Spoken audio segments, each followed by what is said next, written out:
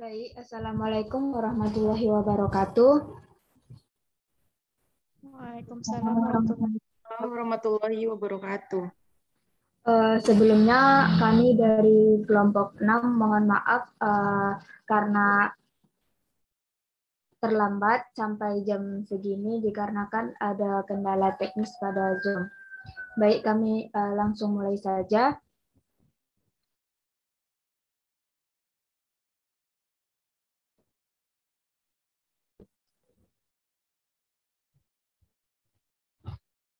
Puji syukur atas nikmat yang Tuhan limpahkan sehingga kita dapat berkumpul dalam keadaan sehat pada sore hari ini. Kami dari kelompok 6 akan mempresentasikan mengenai peredaran darah 2 yang beranggotakan yaitu saya sendiri, Anggi Yusriana, dan Fadila Ataria Mohtia. Baik, selanjutnya.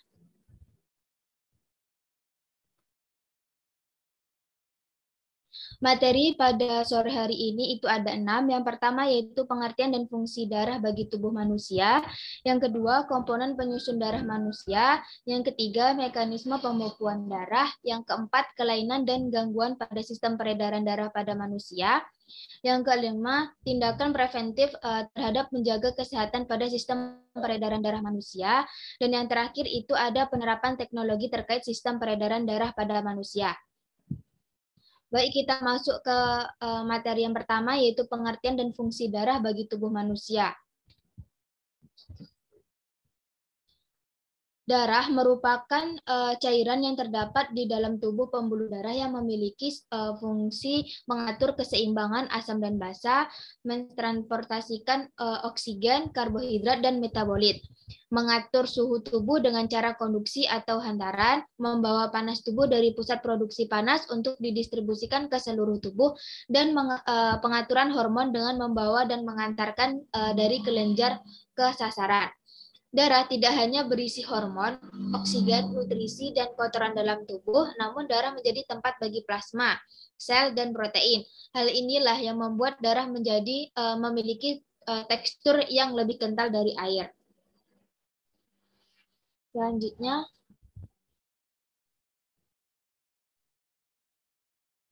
materi yang kedua itu mengenai komponen penyusun darah manusia.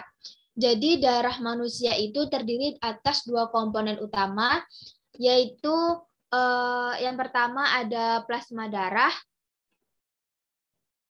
Plasma darah merupakan lebih dari separuh bagian dari darah yang sebagian besar mengandung garam-garam terlarut dan protein. Protein utama dalam plasma adalah albumin. Protein lainnya adalah antibodi dan protein pembekuan. Selain itu, plasma juga mengandung hormon, elektrolit, lemak, gula, mineral, dan vitamin. Plasma darah berwarna agak kekuning-kuningan, tetapi warna kuning yang ada pada plasma darah ini jernih dan bening. Plasma darah juga memiliki beberapa zat yang bermanfaat untuk tubuh manusia. Zat-zat yang dibawa oleh plasma darah adalah mineral, hormon, antibodi, karbon dioksida atau zat sisa, dan sisa pembakaran protein. Dari plasma darah ini yang akan mengangkut sisa zat-zat yang tidak berfungsi tersebut. Kemudian zat-zat itu akan diserap pada usus halus. Kemudian komponen yang kedua itu ada sel-sel darah. Jadi sel-sel darah ini ada tiga. Yang pertama ada eritrosit atau sel darah merah. Yang kedua ada leukosit atau sel darah putih. Dan yang ketiga itu ada trombosit atau keping darah.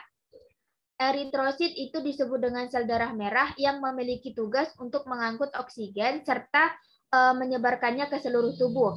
Melalui sel darah merah, oksigen yang dibutuhkan oleh tubuh akan terpenuhi dengan baik. Akan tetapi, hal sebaliknya juga dapat terjadi. Ketika sel darah merah dalam tubuh manusia mengalami kekurangan, maka manusia akan mengalami anemia. Bentuk eritrosit ini pipih dan tidak berinti. Eritrosit dibentuk dalam sumsum tulang pipa dan tulang pipih. Bisa dilihat bentuk dan warna dari eritrosit tersebut yang berwarna merah. Kemudian yang kedua itu ada leukosit atau sel darah putih. Sel darah putih ini memiliki fungsi sebagai antibiotik, artinya sel darah putih akan melawan penyakit yang bisa saja menyerang tubuh manusia. Sel darah putih biasanya akan digunakan untuk menjaga kekebalan tubuh manusia. Jika seseorang kekurangan sel darah putih, hal itu akan mengakibatkan orang tersebut mudah merasa lesu, letih, atau lelah. Leukosit dibentuk pada sumsum tulang dan juga kelenjar limfa. Yang ketiga yaitu ada trombosit atau keping darah. Trombosit ini berfungsi untuk pembekuan darah ketika terjadi luka yang menyebabkan pendarahan. Trombosit dibentuk pada sumsum tulang belakang dan berbentuk bulat atau lonjong tanpa berinti. Bisa dilihat dari gambar perbedaan dari eritrosit, trombosit, dan leukosit. Selanjutnya,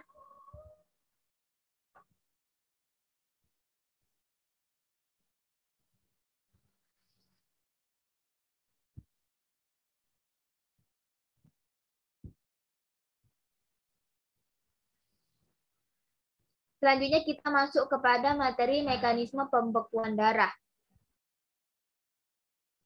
Jadi di sini sudah ada gambarnya. Proses atau mekanisme pembekuan darah itu diawali ketika trombosit membentuk sumbatan. Tahap awal dari pembekuan darah yaitu kepingan darah atau trombosit mengeluarkan reaksi ketika tubuh terluka. Trombosit akan menempel pada dinding area tubuh yang luka dan bersama-sama membentuk sumbatan. Kemudian saat tubuh terluka, trombosit pada permukaan yang luka akan pecah dan mengeluarkan enzim trombokinase atau tromboblastin. Hal ini yang membuat keluarnya darah dari bagian kulit. Enzim trombokinase kemudian mengubah prototrombin menjadi trombin dengan bantuan ion kalsium dan vitamin K. Protrombin merupakan protein yang tidak stabil yang dibentuk di hati dan dengan mudah dapat pecah menjadi senyawa-senyawa yang lebih kecil.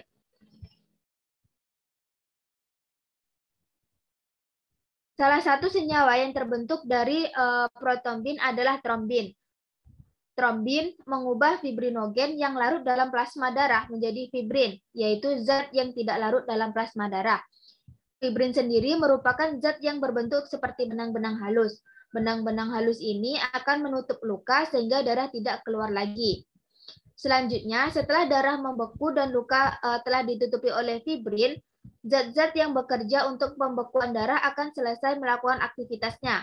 Hal tersebut bertujuan untuk menghentikan proses pembekuan darah yang sudah tidak diperlukan lagi. Proses pembekuan darah yang terus terjadi akan menghambat sistem peredaran darah.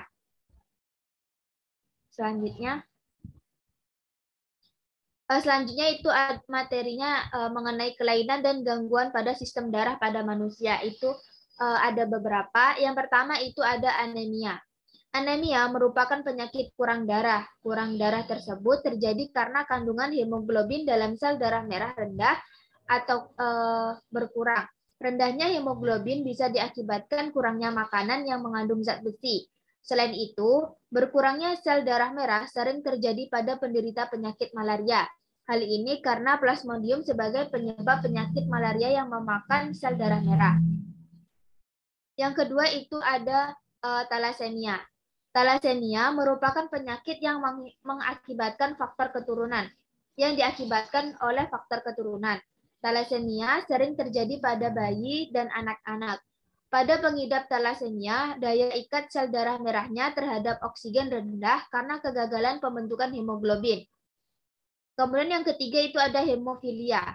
Hemofilia merupakan penyakit yang menyebabkan darah sukar membeku bila terjadi luka, yang disebabkan oleh faktor keturunan. Yang keempat itu ada leukemia. Leukemia atau dikenal dengan kanker darah merupakan penyakit bertambahnya sel darah putih yang tidak terkendali. Hingga kini belum diketahui secara pasti penyebab leukemia, namun para peneliti menduga penyebab leukemia antara lain seperti radiasi energi tinggi dan keadaan genetika seseorang. Selanjutnya itu ada hipertensi. Hipertensi disebabkan oleh tekanan darah yang tinggi di dalam arteri. Hipertensi terjadi bila nilai ambang tekanan sistolik antara 140 sampai 200 mmHg atau lebih, dan nilai ambang diastolik antara 90 sampai 110 mmHg atau lebih. Penyebab hipertensi berkaitan dengan umur, kegemukan, dan keturunan. Yang selanjutnya itu ada koronariasis. Koronariasis merupakan penyempitan atau penyumbatan arteri koronar pada jantung. Melalui nadi tajuk jantung mendapat makanan dan oksigen.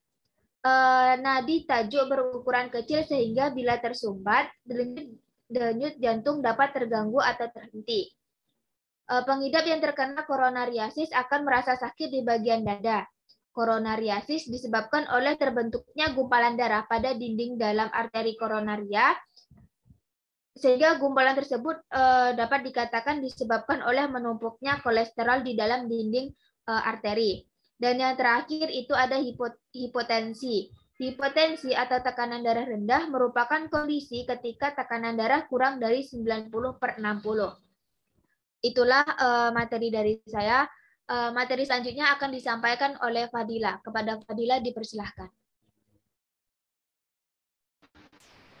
Baik, terima kasih moderator. Selanjutnya yaitu mengenai tindakan preventif terhadap menjaga kesehatan pada sistem peredaran darah manusia. Yang pertama yaitu konsumsi makanan yang memperlancar peredaran darah. Makanan yang dikonsumsi tentu bisa memengaruhi sistem sirkulasi darah secara keseluruhan. Buah-buah dan sayur seperti delima, cabai, dan sayur-sayuran yang berdaun hijau sangat baik dikonsumsi untuk mendukung hal tersebut. Makanan tersebut mengandung nitrit oksida yang dapat melebarkan pembuluh darah. Untuk menghindari risiko terjadinya penyumbatan, maka kebutuhan pangan dengan mengonsumsi ikan dengan asam lemak omega 3 tinggi. Nah, yang kedua yaitu ada hindari kebiasaan merokok. Hindari kebiasaan merokok merupakan salah satu kunci kita untuk membantu menjaga kesehatan dan kelancaran dari sistem peredaran darah dalam tubuh. Rokok memiliki kandungan aktif yang berbahaya, salah satunya nikotin. Kandungan ini pada paparan nikotin terhadap tubuh dapat merusak pembuluh darah dan membuat darah mengental dan akhirnya bisa membuat sirkulasi darah tersebut terganggu. Nah, selanjutnya yaitu menjaga berat badan ideal. Berat badan ideal akan melindungi dari risiko berbahayanya akan penyakit seperti obesitas. Obesitas bukan hanya menghambat sistem peredaran darah saja, namun juga menjadi pemicu menumpuknya plak pada arteri. Selanjutnya yaitu yang keempat, melakukan olahraga rutin. Pada dasarnya tubuh membutuhkan banyak asupan oksigen selama kegiatan olahraga. Biasanya kerja jantung pun akan meningkat. Tujuannya yaitu agar jantung bisa memompa lebih banyak darah ke seluruh tubuh, sehingga dapat memfasilitasi sirkulasi oksigen dalam darah. Yang kelima yaitu kelola stres atau hindari stres berkepanjangan. Ketika tubuh mengalami stres tanpa disadari, pembuluh darah juga akan mengalami penyempitan. Efeknya, tentu sirkulasi darah dalam tubuh juga akan terganggu. Stres tidak dapat dihindari, namun bukan berarti tidak dapat mengontrol dan menekankan perasaan tersebut.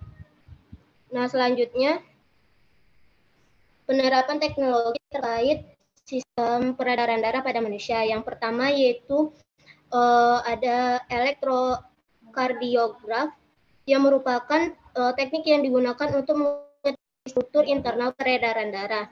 Diagnosis adanya gumpalan darah, arah aliran darah, gerakan jantung, dan pembuluh darah besar.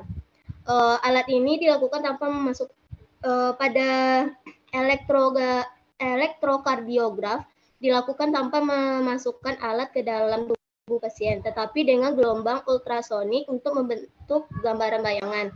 Nah, yang kedua yaitu ada angioplasti. Teknologi ini membuka aliran darah yang tersumbat oleh timbunan lemak dengan menggunakan bahan yang dimasukkan ke dalam kateter. Selanjutnya yaitu ada operasi bypass jantung. Teknologi yang ketiga yaitu operasi bypass jantung, di mana operasi ini biasanya dilakukan ke penderita penyakit jantung koroner. Operasi ini bertujuan untuk mengembalikan pasokan darah ke jantung dengan cara membuat saluran baru supaya aliran darah ke jantung lancar. Next, selanjutnya. Yang keempat yaitu transplantasi jantung. Transplantasi jantung merupakan teknik pengganti jantung yang rusak dengan menggunakan jantung yang berasal dari donor. Untuk menjadi pendonor jantung ini ada beberapa syarat yang harus dipenuhi. Yang kelima yaitu terapi gen.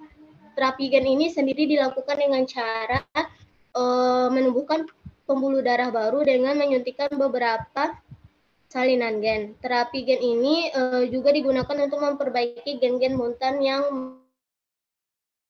membawa penyakit. Selanjutnya yaitu ada radioaktif scanning. Radioaktif scanning atau pemindaian dengan bahan radioaktif merupakan teknologi yang satu ini bisa mendeteksi adanya penyakit jantung dengan cara menyuntikkan pada bahan radioaktif ke dalam tubuh pasien. Nah, selanjutnya yang ketujuh yaitu pacemaker. Teknologi ini merupakan alat pemacu detak jantung untuk menstabilkan detak jantung dengan memberi impuls listrik yang berkekuatan ringan.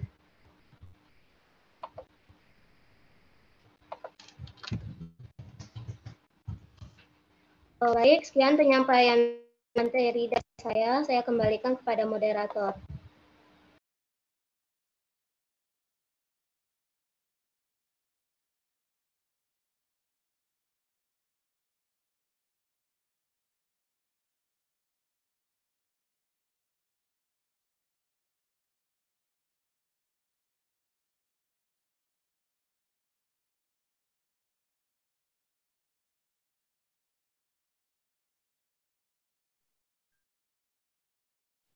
Baik, terima kasih kepada Dila.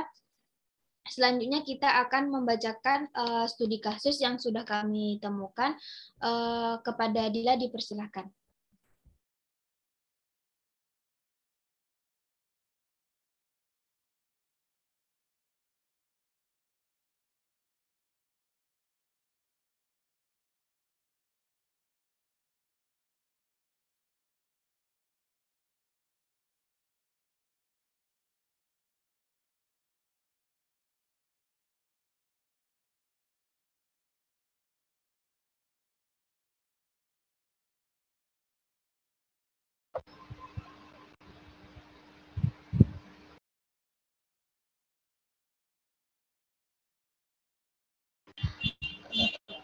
Baik, saya akan membacakan studi kasus yang telah kami cari, yaitu mengenai penyakit hipertensi pada lansia di PPSLU Dewanata Cilacap.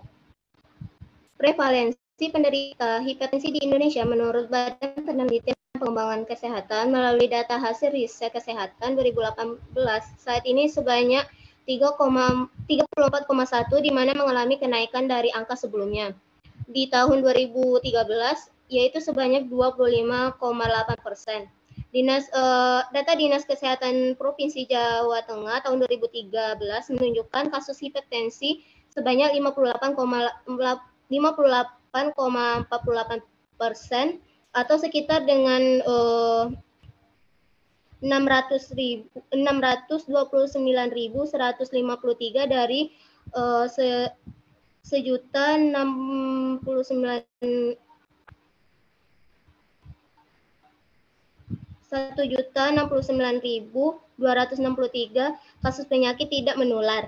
Sedangkan di Sukoharjo mencatat kejadian hipertensi pada 2014 sebanyak 22.940 atau setara dengan 45,63%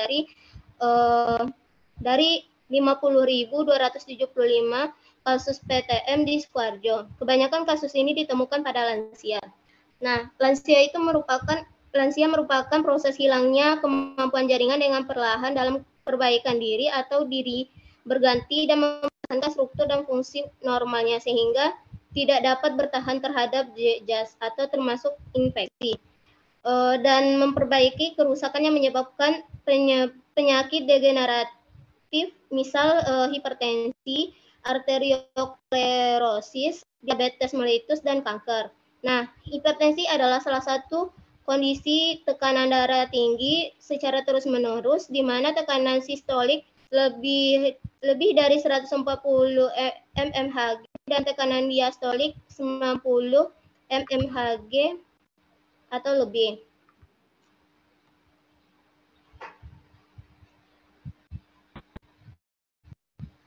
Kasus hipertensi menurut WHO 2015 menunjukkan sekitar 1,13 miliar orang di dunia menderita hipertensi, yang berarti setiap 1 dari 3 orang di dunia terdiagnosis menderita hipertensi. Hanya 36,8 diantaranya yang meminum obat. Selanjutnya, jumlah penderita hipertensi di dunia terus meningkat setiap tahunnya. Diperkirakan pada tahun 2025 akan ada 1,5 miliar orang yang terkena hipertensi, serta setiap tahun ada 9,4 juta orang meninggal akibat hipertensi dan komplikasi. Nah, di sini yang pertama jelaskan permasalahan pada kasus di atas. Permasalahan pada kasus di atas yaitu banyaknya penyakit hipertensi yang menyerang lansia. Kejadian hipertensi pada lansia meningkat di seluruh dunia termasuk di Indonesia, seiring dengan bertambahnya usia dan proses degeneratif. Di usia lansia akan terjadi proses hilangnya kemampuan jaringan dengan perlahan dalam perbaikan diri atau untuk mempertahankan struktur dan fungsi normalnya, sehingga sering terserang penyakit degeneratif, salah satunya hipertensi. Hipertensi pada lansia dikaitkan dengan proses penuaan yang terjadi pada tubuh. Semakin bertambah usia seorang, tekanan darah juga semakin meningkat. Yang B yaitu jelaskan penyebab permasalahan di atas. Penyebab permasalahan di atas yaitu suatu keadaan di mana peredaran darah meningkat secara kronis. Hal ini terjadi karena jantung bekerja lebih cepat memompa darah untuk memenuhi kebutuhan oksigen dan nutrisi di dalam tubuh. Hipertensi adalah keadaan seorang yang mengalami peningkatan tekanan darah di atas normal sehingga mengakibatkan peningkatan angka morbiditas ataupun mortalitas. Tekanan darah fase sistolik itu 140 mmHg menuju fase darah yang sedang dipompa oleh jantung, dan fase distoliknya yaitu 90 mmHg menuju fase darah yang kembali ke jantung. Hipertensi ini biasanya menyebabkan pembuluh darah menyempit, bocor, pecah, dan tersumbat. Hal ini dapat mengganggu aliran darah yang membawa oksigen dan nutrisi ke otak. Jika hal ini terjadi, sel-sel dan jaringan otak pun mati dan menyebabkan terjadinya stroke. Yang C yaitu jelaskan keterkaitan antara kasus dengan topik. Menurut analisis kelompok kami, kasus ini termasuk topik hipertensi dengan materi peredaran darah manusia sangat berkaitan erat. Kasus ini kami sajikan berbicara mengenai penyakit hipertensi yang merupakan gangguan pada sistem peredaran darah yang dapat menyebabkan kenaikan tekanan darah di atas normal. Selanjutnya yang D yaitu jelaskan solusi dari permasalahan tersebut. Solusinya yaitu dengan terapi pijat. Terapi pijat merupakan salah satu terapi komplementer yang saat ini digunakan untuk hipertensi. Terapi pijat merupakan terapi yang paling efektif untuk menurunkan tekanan darah pada hipertensi karena menimbulkan efek relaksasi pada otot-otot yang kaku sehingga terjadi vasodilatasi yang menyebabkan tekanan darah turun secara stabil. Solusinya yaitu beraktivitas fisik untuk meningkatkan kebugaran jantung dalam memompa darah. Aktivitas fisik bukan hal yang mudah bagi lansia sehingga intensitas dan waktu perlu disesuaikan dengan kemampuan tubuh. Kemudian konsumsi asupan makanan harian yang sehat konsumsi obat hipertensi sesuai dengan anjuran dokter, dan selalu memantau tekanan darah secara rutin untuk menilai efektivitas pengobatan yang sedang dijalani. Baik, sekian penyampaian dari saya kembalikan kepada moderator.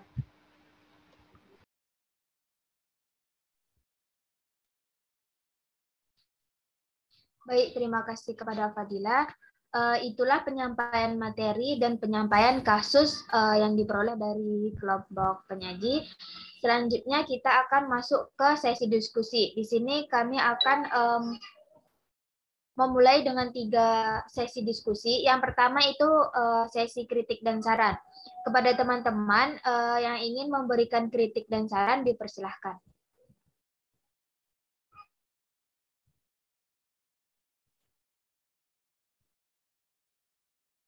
Sekali lagi, apakah ada dari teman-teman yang ingin memberikan kritik dan saran mengenai presentasi kelompok penyaji?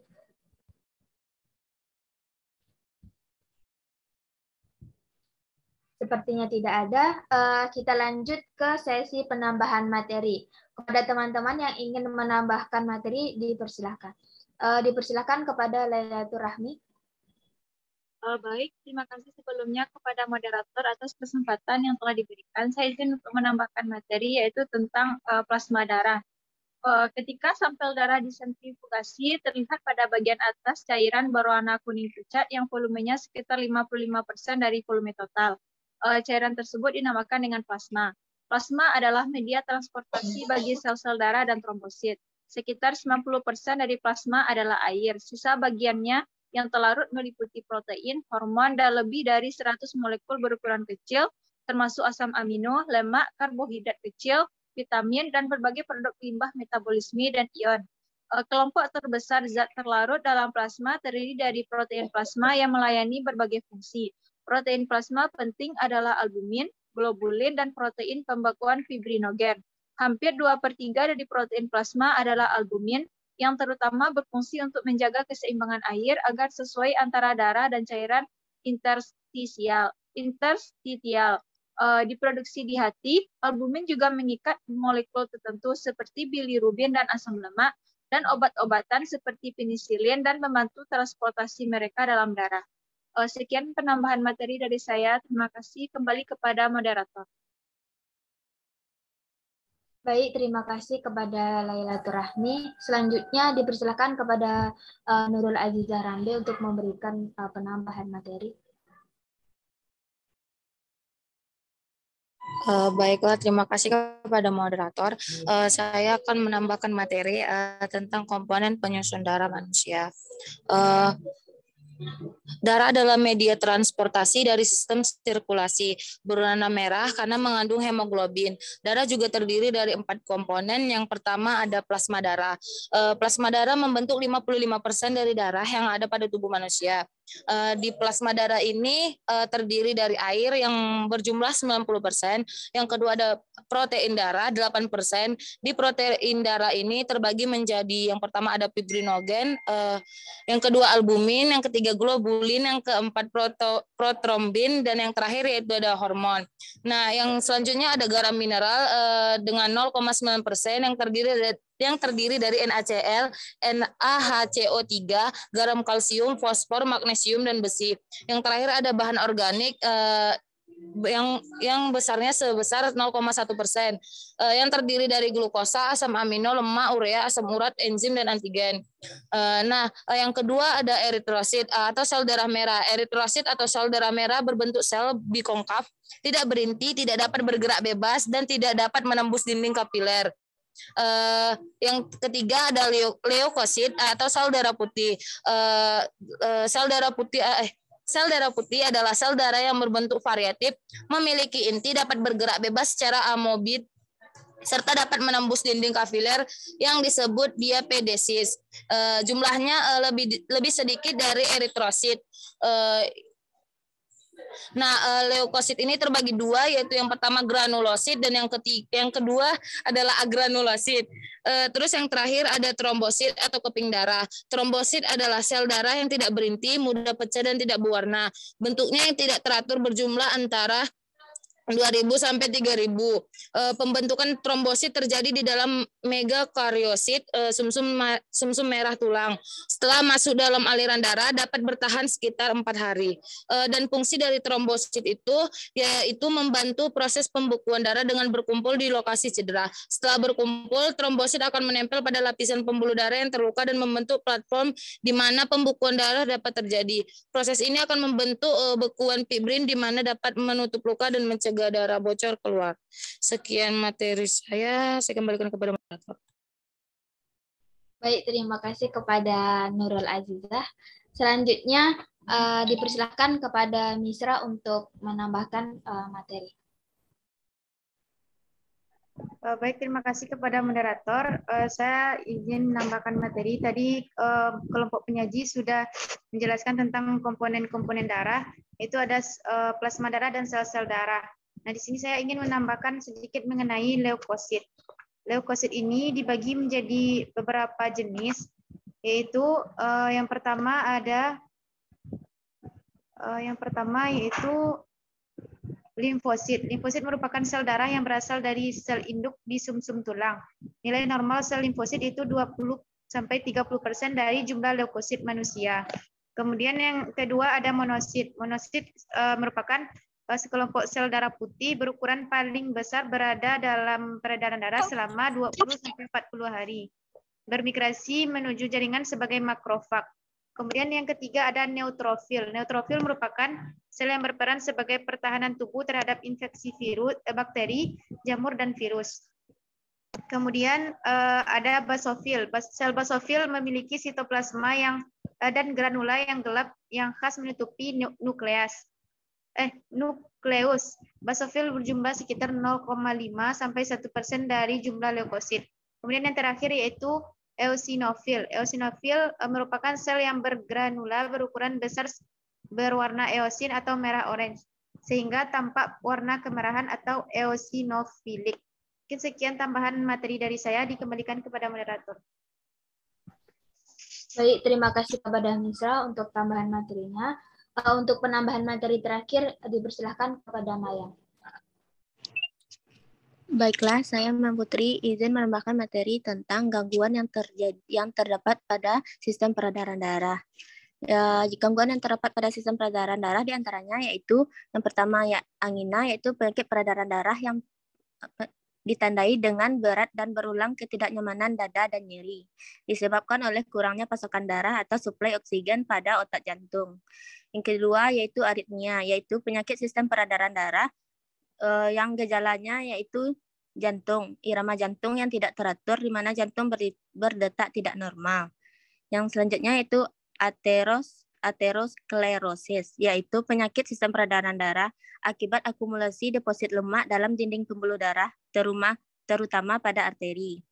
Selanjutnya kardiomiopati, yaitu penyakit dan gangguan sistem peredaran darah termasuk dalam kardiomiopati yang disebabkan karena melemahnya otot jantung atau miokardium. Selanjutnya cacat jantung bawaan, yaitu muncul saat lahir dan bisa ringan atau berat. Janin mungkin menunjukkan perkembangan yang tidak lengkap atau organ jantung yang tidak normal. Selanjutnya arteri koroner, yaitu menyerang peredaran darah menyebabkan penyakit arteri koroner. Selanjutnya yaitu kolesterol tinggi, yaitu atau hiperkolesterolemia ditandai dengan meningkatnya kolesterol. Selanjutnya penyakit vaskular periferal, yaitu mempengaruhi sirkulasi darah ke bagian tubuh yang ekstrim, termasuk dalam lengan dan kaki. Sekian penambahan materi dari saya kembalikan kepada moderator. Baik, terima kasih kepada Mayang. Untuk teman-teman yang sudah menambahkan materi, boleh dikirimkan di grup WA.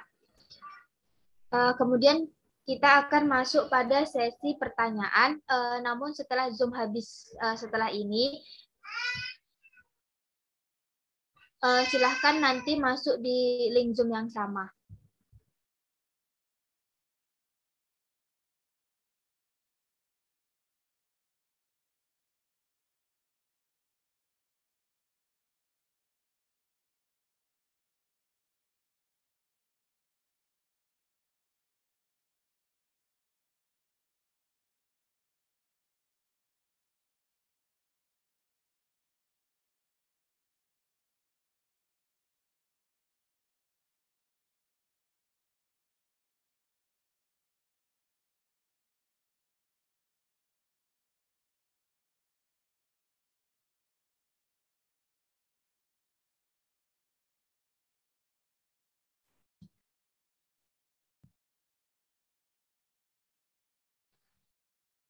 Baik, untuk sesi pertanyaan ini kami membuka 5 pertanyaan. Pertanyaan pertama boleh diajukan oleh Fanti Aradia. Kepada Fanny dipersilakan.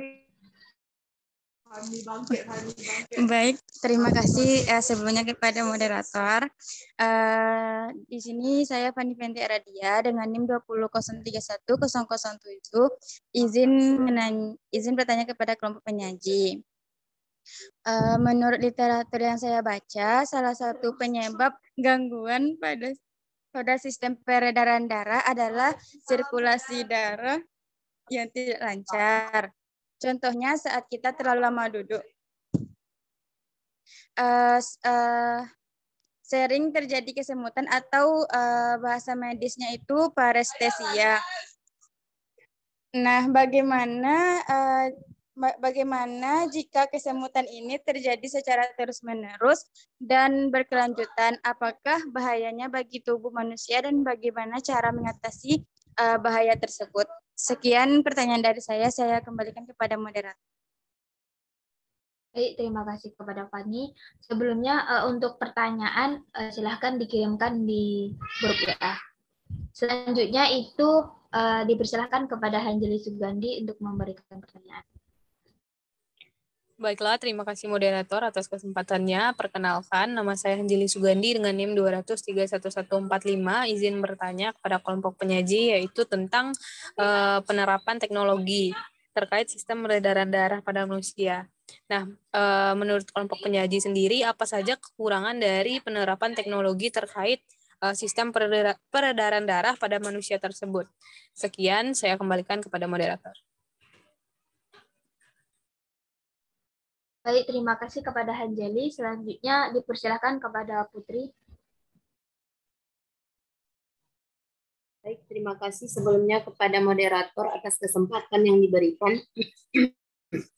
Nah, tadi kelompok penyaji telah menjelaskan tentang darah. Nah, kita ketahui bahwa darah itu kan berwarna merah. Nah, lalu pertanyaannya, apakah kemudian warna merah darah pada manusia itu khususnya berbeda-beda tingkat mungkin kepekatan warna merahnya itu atau sama saja? Sekian, terima kasih, dikembalikan lagi kepada moderator. Baik, terima kasih kepada Putri. Selanjutnya dipersilahkan kepada Mustika Lara. Baik, terima kasih kepada moderator atas kesempatannya. Perkenalkan, saya Mustika Lara dengan NIM 2003118. Izin bertanya, apa yang menyebabkan warna darah menjadi merah? Tuliskan fungsi lainnya dari komponen tersebut dalam sistem peredaran darah. Mungkin sekian pertanyaan dari saya kembalikan kepada moderator.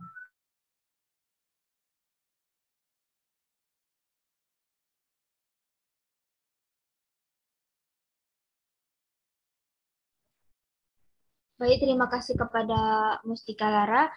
Untuk pertanyaan terakhir, dipersilahkan kepada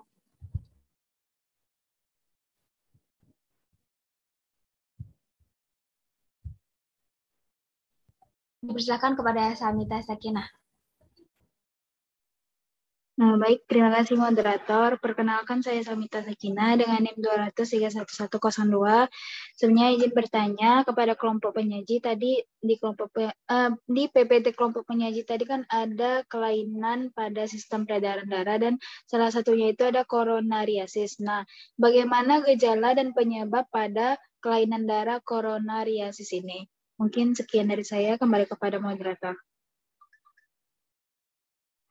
Baik, terima kasih kepada Salmita Sakinah.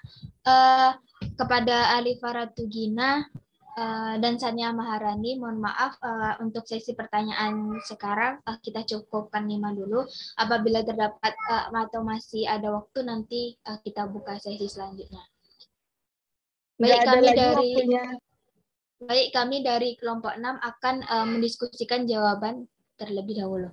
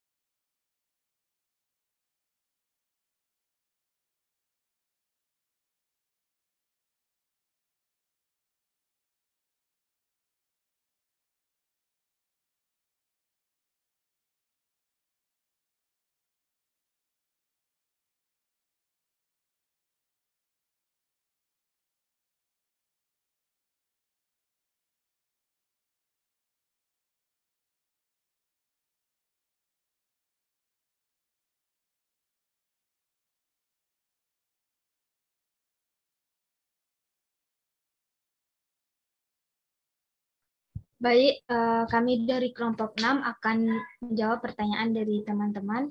Untuk pertanyaan pertama dari pertanyaan Mustika Lara yang akan dijawab oleh Fadila. Kepada Fadila dipersilahkan. Baik, terima kasih moderator. Saya akan menjawab pertanyaan dari Mustika Lara yang pertanyaannya, apa yang menyebabkan warna darah menjadi merah? Tuliskan fungsi lain dari komponen tersebut dalam sistem peredaran darah. Nah, yang menyebabkan warna darah menjadi merah yaitu karena mengandung molekul kompleks besi atau hemin atau heme dan protein globin dan yang disebut dengan hemoglobin. Nah, selanjutnya yaitu fungsi lainnya yaitu yang pertama mengikat oksigen, yaitu dengan reaksi Hb ditambah dengan O2 menjadi HbO2 akan terbentuk oksihemoglobin yang menyebabkan darah berwarna merah cerah. Terjadi di kapiler paru-paru, oksigen akan dilepaskan di sel-sel tubuh. Yang kedua fungsinya yaitu mengikat karbon dioksida. Akan terbentuk karboksihemoglobin dan menyebabkan darah berwarna merah gelap. Udara yang mengandung CO2 akan dikeluarkan dari dalam tubuh. Nah, sekian jawaban dari saya kembalikan kepada moderator. Baik, itulah jawaban dari kelompok penyaji. Apakah dari teman-teman ada yang ingin menambahkan jawaban? Dipersilahkan.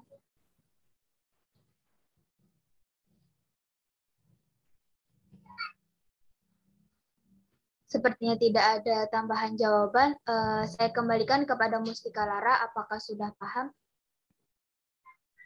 Baik, terima kasih kepada moderator. Saya sudah memahaminya. Baik, terima kasih kepada Mustika.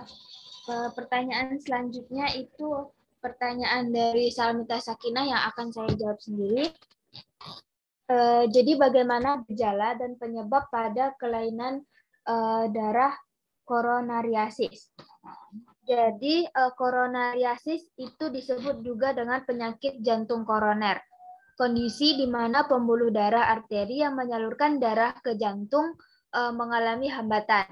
Gejala yang ditimbulkan bisa berupa nyeri yang menjalar dari dada ke lengan, dagu, leher, perut, dan punggung. Nyeri tersebut dapat berlangsung selama lebih dari 15 menit. Kemudian dapat mengalami pusing, berkeringat, mual, dan tubuh terasa lemas. Penyebab dari kelainan darah koronariasis yaitu tekanan darah tinggi, kolesterol yang tinggi, diabetes, kegemukan, kebiasaan merokok, meradangnya pada pembuluh darah. Sekian jawaban dari saya. Apakah ada dari teman-teman yang ingin menambahkan jawaban atas pertanyaan Salmita Sakinah?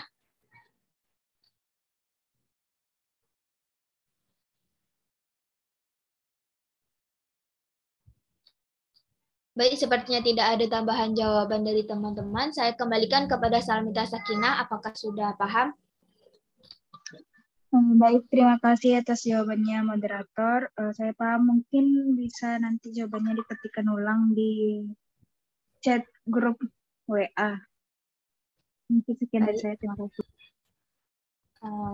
Terima kasih kembali kepada Salmita. Untuk jawabannya nanti kami akan cantumkan pada notulensi saja. Selanjutnya pertanyaan dari Hanjeli Sugandi yang akan saya jawab. Pertanyaannya, apa saja kekurangan dari penerapan teknologi terkait sistem peredaran darah pada manusia tersebut? Jadi menurut kelompok penyaji, kekurangan dari penerapan teknologi terkait sistem peredaran darah pada manusia itu seperti kurang terpenuhi atau adanya alat-alat medis yang digunakan pada suatu rumah sakit. Tentunya tidak semua rumah sakit ada atau terfasilitasi alat-alat medis seperti yang ada dijelaskan oleh Fadila tadi. Itulah jawaban dari kelompok penyaji. Apakah dari teman-teman ada yang menambahkan jawaban?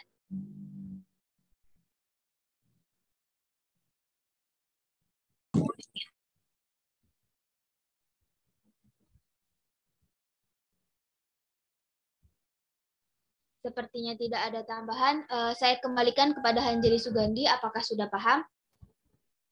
Baiklah, terima kasih moderator. Insya Allah saya dapat memahami jawaban dari kelompok penyaji. Sekian, terima kasih. Saya kembalikan kepada moderator.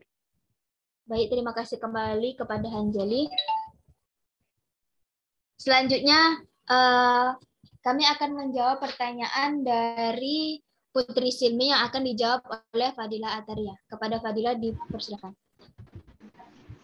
Baik, terima kasih kepada moderator. Saya akan menjawab pertanyaan dari Putri Silmi. Yang pertanyaannya yaitu mengenai darah yang telah kelompok penyaji jelaskan tadi, kita ketahui bahwa darah berwarna merah. Tapi apakah kemudian warna merah darah setiap orang itu berbeda-beda atau sama? Nah, jawabannya yaitu berbeda. Alasannya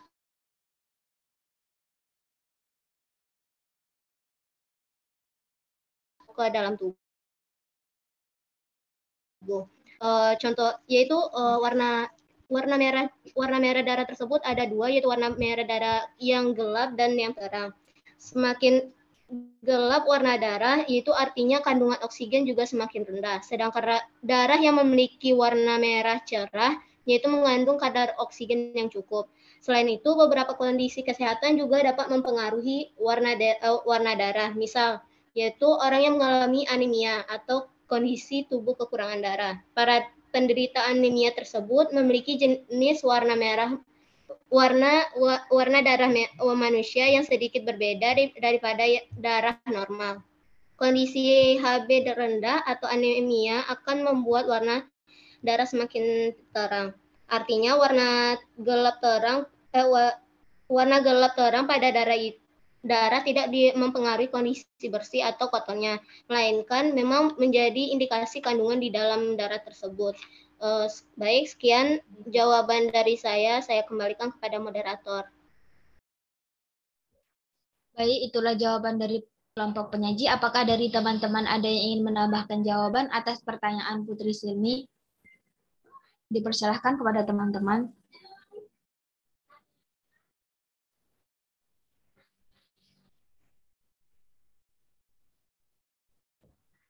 Sepertinya tidak ada. Saya kembalikan kepada Putri Silmi. Apakah sudah paham? Baik, terima kasih kelompok penyaji atas jawaban yang telah diberikan. Nah, saya dapat menyimpulkan bahwa warna merah darah itu dipengaruhi oleh sedikit banyaknya oksigen. Baik, terima kasih. Dikembalikan lagi kepada moderator. Baik, terima kasih kembali kepada Putri Silmi. Pertanyaan terakhir itu dari Fanny Fenty, yaitu menurut literatur yang sudah dibaca oleh Fanny, salah satu penyebab gangguan pada sistem peredaran darah adalah sirkulasi darah yang tidak lancar.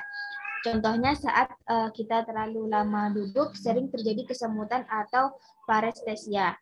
Bagaimana jika kesemutan ini terjadi secara terus-menerus dan berkelanjutan?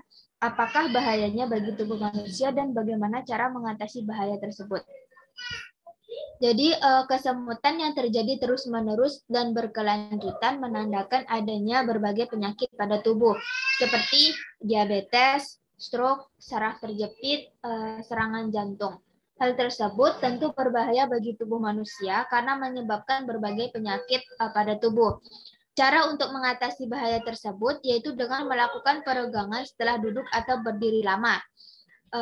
Kemudian cara selanjutnya itu bisa mengompres dingin atau hangat pada area kaki. Selanjutnya bisa menjaga berat badan ideal, mengonsumsi vitamin dan makanan yang bergizi, menghindari konsumsi alkohol dan rokok. Jika dirasa belum sembuh kesemutan yang terus-menerus, maka bisa dilakukan cek pada dokter. Sekian jawaban dari kelompok penyaji. Apakah ada penambahan jawaban dari teman-teman? Dipersilahkan kepada Putri. Baik, terima kasih kepada moderator atas kesempatan yang diberikan. Nah, di sini saya ingin menambahkan dari apa yang telah disampaikan. Ada dua pemicu munculnya kesemutan pada bagian tubuh manusia. Yang pertama itu adalah pemicu umum atau ringan, seperti misalnya seperti yang disebutkan oleh penanya tadi, lama duduk. Nah, dan kedua merupakan pertanda penyakit berbahaya. Nah, untuk kesemutan ringan umumnya terjadi dalam durasi yang singkat, seperti saat seseorang diam pada posisi yang sama dalam waktu yang lama. Ini misalnya saat duduk bersimpuh atau tertidur dengan kepala menindih tangan. Nah, kondisi demikian menimbulkan tekanan yang menyebabkan saraf terjepit. Akibatnya, otak kita tidak mampu memperoleh cukup informasi tentang indera peraba yang seharusnya berasal dari saraf yang tertekan atau terjepit tadi. Nah, bahayanya itu tidak hanya menekan saraf, jepitan tersebut juga menyempitkan pembuluh arteri sehingga aliran darah dan oksigen menuju saraf jadi terhambat. Nah, inilah yang menyebabkan tubuh menjadi seperti mati rasa sampai sensasi seperti dikerubuti banyak semut atau kesemutan nyeri. Nah, untuk mengatasinya, kita perlu mengubah posisi tubuh dan sensasi kesemutan akan berangsur menghilang. Nah, tetapi jika rasa tidak nyaman ini berlangsung terus-menerus dan berulang-ulang, bahkan saat tidak ada pemicunya sekalipun, nah kita bisa langsung mengunjungi dokter atau berkonsultasi. Nah, sekian tambahan dari saya. Terima kasih, dikembalikan lagi kepada moderator.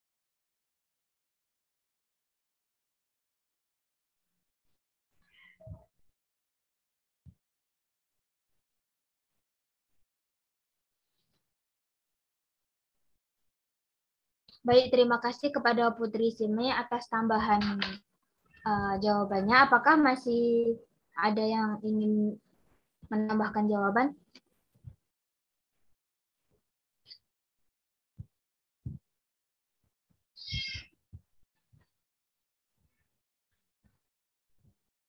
Sepertinya tidak ada.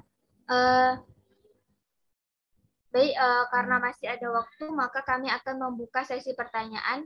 Kami akan membuka satu pertanyaan lagi kepada teman-teman yang ingin bertanya. Dipersilakan kepada Saniah Maharani untuk memberikan pertanyaan.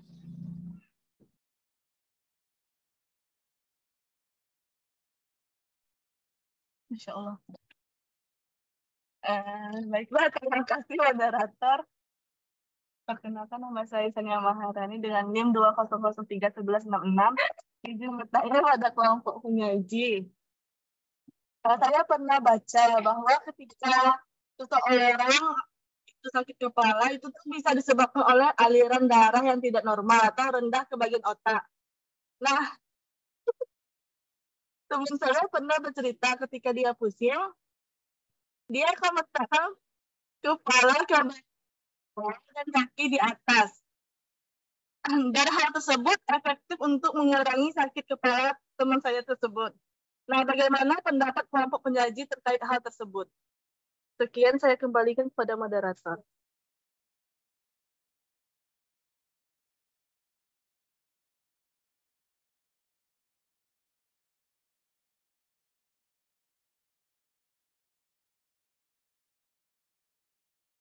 Baik, terima kasih atas pertanyaan dari Sania. Sebelumnya saya mohon maaf, saya akan mengembalikan kepada Fani Fenti Aradia. Apakah sudah paham dengan jawaban dari kelompok penyaji tadi dan penambahan jawaban dari Putri Silmi? Baik, terima kasih kepada moderator sudah menambahkan jawaban dan tambahan dari Putri tadi. Saya sudah paham. Terima kasih kepada Fani. Untuk pertanyaan saya, kami dari kelompok 6 akan mendiskusikannya terlebih dahulu.